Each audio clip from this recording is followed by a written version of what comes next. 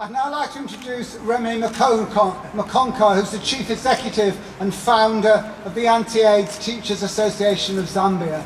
He's on a fellowship with George House Trust and he's going to speak on the theme of World AIDS Day. Please welcome Remmy from Zambia. Thank you and good evening, ladies and gentlemen. Remmy is my name. I'm the Executive Director of an organization, a charity in Zambia, right in the heart of Africa.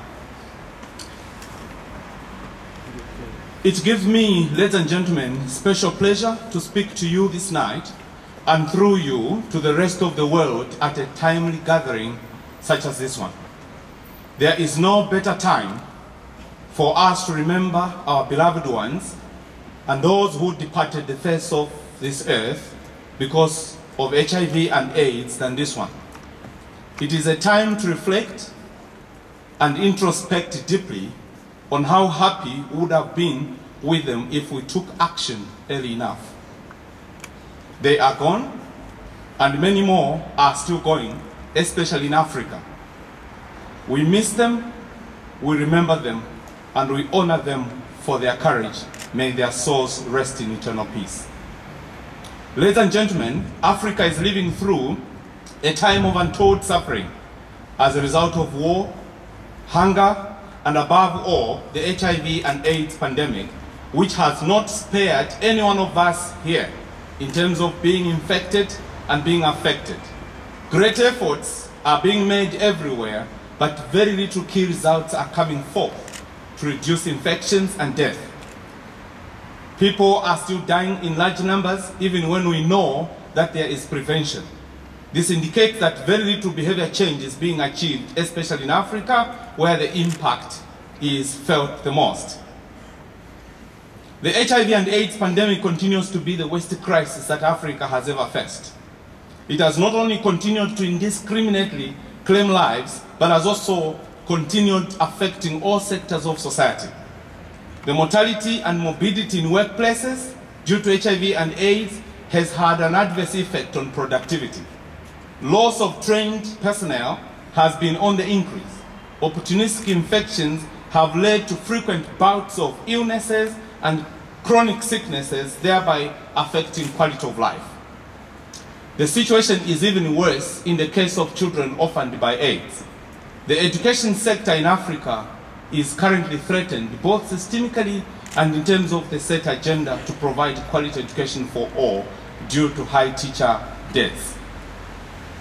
As a teacher by profession myself and working for an educational charity in Africa, I am aware of the impact HIV and AIDS has on education, and that it's only through education that we can reverse its effects and offer Africa hope once again. It is also clear that, given the role that teachers play in the lives of pupils and in the community at large, managing the HIV/AIDS situation amongst them would result in far-reaching benefits to both pupils and their families. Indeed, failing to do so at this time would easily result in many missed opportunities to positively influence development. It is true that while you have the highest quality of care here in the UK, ladies and gentlemen, there are many people who travel for days in order to access ARVs, and other medicines expire before they are taken. These are the realities of life in some parts of Africa. The levels of inequality are too high. This must begin to change now if the world indeed is a global village. The Anti-AIDS Teachers Association of Zambia is a non-profit making organization working with teachers and pupils at the grassroots and the communities within our influence. The organization has widely planned and programmed a wide range of activities since its inception in 2002. ATAZ is a focused NGO with a strategic plan that sets out our vision, mission and goals and demonstrates our commitment to empower teachers and pupils in our schools and communities with information on HIV and AIDS and its devastating impact, both at institutional and personal level.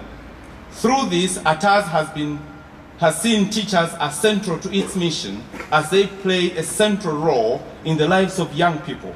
And through them, we can support not only their own and families' ability to cope with the effects of HIV and AIDS, but their capacity to support children and youth they come into contact with on a daily basis. ATAZ believes that, therefore, that this approach can build a stronger education system, thereby modeling a generation of young people with a great future and ready to take responsibility for their own actions. May I tonight, ladies and gentlemen, recognize the lesbian and gay community's greater efforts in putting up a spirited fight against HIV/AIDS in the early 80s. And through such efforts, today we see the solid George House Trust being a home to many.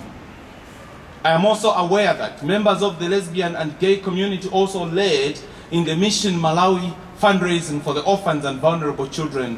What a passion and what a desire, despite the myths that surround them, the misconceptions that surround the lesbians and the gay foundations here in UK and Africa. Thank you, ladies and gentlemen. Keep it up. Africa must now stand up and prepare to open its doors for gay people because they are there. But hiding, in doing so, no one is targeting them because they are invisible. And invisible infections, therefore, are spreading quickly as a result. Ladies and gentlemen, Africa cannot stay any longer with its head in the sand. Time to act is now. Let us act aware because we know gay and lesbian people are there. We must call on Africa to allow gay and lesbian people to live and love without fear and be who they are because they are who they are. I, however, want to challenge every one of you tonight that it is time to act again, to think outside the box because Africa needs your support out there. ATAZ also has need for computer donations which afford young people from our poor communities access training in information technology with internet and move with time. We must move together because as a former colony of Britain, Zambia identifies itself with the success in this country and we are proudly part of it. We deserve the support. We have need for resources to run our programs, need for support in terms of sports equipment for the young people we support in our everyday lives. The people of my country, Zambia, and countries across Africa need your support, and the eyes of the world are upon the able nations like the United Kingdom and the United States of America. This is a call to action to support access to treatment for all, to support working initiatives like ATAZ that know their problem, committed to their purpose, and require meaningful partnership. I personally believe that deciding to work with teachers in Africa is choosing to win for the African community. We have a duty, all of us, to stop stigma wherever it may be, to appreciate that HIV knows no race and cuts across boundaries, and to support everyone across the world living with HIV, no matter where or who they are. I call you to be aware and act now because the situation needs all of us. Finally, may I say thank you, George House Trust, and other organizations in the city for being a home to many, including the many Africans who come to your center to access support. Thank you to the Manchester World AIDS Day Partnership for all the awareness and fundraising activities over the last few days.